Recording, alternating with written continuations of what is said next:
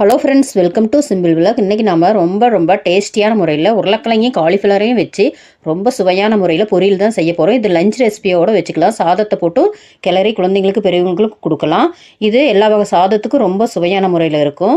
இதுக்கு என்னென்ன பொருள் போட்டு எந்த மாதிரி செஞ்சுருக்குன்னு வீடியோ முழுமையாக பார்த்துட்டு நீங்களும் ட்ரை பண்ணி பாருங்கள். வீடியோ பார்க்குறதுக்கு முன்னால் வீடியோ லைக் பண்ணுங்கள், சப்ஸ்கிரைப் பண்ணுங்கள், பெல் ஐக்கனில் ஆளுங்கிற பட்டனை கிளிக் பண்ணுங்கள். வாங்க இந்த டிஃப்ரெண்ட்டான டேஸ்ட்டுடைய பொரியல் எப்படி செய்யலான்னு பார்க்கலாம்.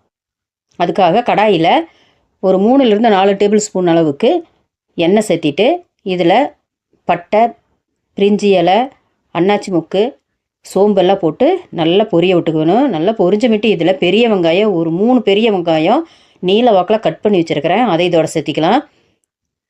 சேர்த்திட்டு இதோட கருவேப்பிலை ஒரு எண்ணுக்கு சேர்த்திட்டு வதக்கி விட்டுக்கலாம். வெங்காயம் நல்லா கண்ணாடி பதத்துக்கு வதக்கிக்கு வேணும்.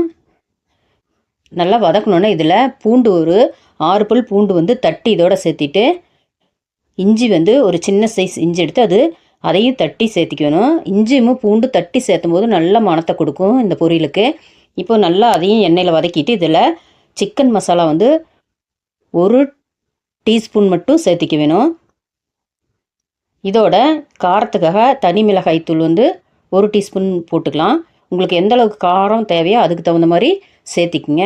உருளைக்கிழங்கு காலிஃப்ளவரும் எந்த அளவுக்கு எடுத்துருக்கிறீங்களோ அதுக்கு தகுந்த மாதிரி மற்ற பொருளெல்லாம் சேர்த்திக்கிங்க. இதோட கரம் மசாலா 1/2 டீஸ்பூன் மட்டும் சேர்த்திட்டு மஞ்சத்தூள் 1/2 டீஸ்பூன் போட்டுக்கலாம். சேர்த்திட்டு நல்லா எண்ணெயிலேயே பச்சை வாசம் போகிற அளவுக்கு ஒரு நிமிஷம் அப்படியே மீடியமில் அடுப்பு வச்சுட்டு வதக்கிக்க வேணும். நல்லா வதக்கணுன்னே இதில் உருளைக்கிழங்கையும் காலிஃப்ளவரும் சேர்த்திக்கலாம். இதில் ஒரு சின்ன பூவு காலிஃப்ளவரு எடுத்து அதை பொடி பொடியாக கட் பண்ணி மஞ்சளும் உப்பு போட்டு கழுவி வச்சுருக்கிறேன். அதையை இதோட சேர்த்திக்கலாம். காலிஃப்ளவரை சேர்த்திட்டு இதில் ஒரு 3 பெரிய உருளைக்கிழங்கு வாழைக்காய் சீவிர கட்டையில் சீவி வச்சுருக்கிறேன் நைஸாக. அதையும் இதோட சேர்த்திக்கலாம். இப்படி சீவி சேர்த்தும் போது சீக்கிரமாக வெந்துடும் உருளைக்கிழங்கு. இதுக்கு தேவையான அளவு தூளுப்பு சேர்த்திட்டு நல்லா மிக்ஸ் பண்ணி விட்டுக்கலாம். தண்ணி சேர்க்க வேண்டாம். இதில் இருக்கிற எண்ணெயும் கொஞ்சமாக காலிஃப்ளவரையும் உருளைக்கிழங்கும் கழுவுன தண்ணி இருக்கும் லைட்டாக, அதுவே இது போதுமானது. அதனால் தண்ணி கட்டாயம் சேர்க்க வேண்டாம். இப்போ நல்லா மிக்ஸ் பண்ணிவிட்டு அடுப்பு மீடியமில் வச்சுட்டு மூடி போட்டு வேக விடலாம். இப்போ அடிக்கடி ஓப்பன் பண்ணி கிளறிக்க வேணும், இல்லைன்னா அடி பிடிச்சிரும். பாதி அளவுக்கு மேலே வெந்துருச்சு, இன்னும் கொஞ்சம் வெந்தால் போதும். நல்லா மிக்ஸ் பண்ணிவிட்டு மறுபடியும் மூடி போட்டு வேக விட்டலாம். இப்போ பாருங்கள் நல்லா வெந்துருச்சு காலிஃப்ளவரும் உருளைக்கிழங்கும். இப்போ கடைசியாக லெமன் ஒரு 1/2 பழம் மட்டும் புளிஞ்சு ஊற்றிக்கலாம். லெமன் சேர்த்தும் போது இதுக்கு டேஸ்ட்டு ரொம்பவே அருமையாக இருக்கும். எலுமிச்சம்பழத்தை புளிஞ்சு ஊற்றிட்டு இதோட மல்லித்தலையை பொடியாக கட் பண்ணி சேர்த்திக்கலாம். சேர்த்திட்டு கடைசியாக தேங்காய் துருவி ஒரு 1/2 கப்பு சேர்த்திக்கலாம். தேங்காய் சேர்த்தும் போது நல்ல டேஸ்ட்டு கொடுக்கும் இந்த பொரியலுக்கு.